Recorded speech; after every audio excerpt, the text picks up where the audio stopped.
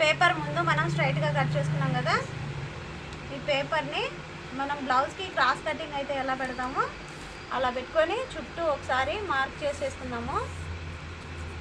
చూడండి ఇలా మార్క్ చేసుకొని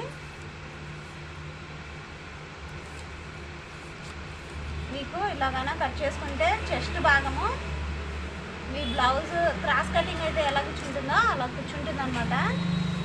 ఒకసారి ట్రై చేయండి, బాగా వస్తుంది. డ్రెస్కి కానీ బ్లౌజ్ కానీ దేనికైనా కూడా ప్రిన్స్ కట్ ఈ ప్రాసెస్ ట్రై చేశారనుకోండి పర్ఫెక్ట్గా కూర్చుంటుంది అనమాట. చాలా మందికి బ్లౌజ్ అయితే ప్రిన్స్ కట్ ఫ్లాట్ అయిపోతుంది కదా, ఇట్లా ఫ్లాట్ అవ్వకుండా ఈ విధంగానే ట్రై చేస్తే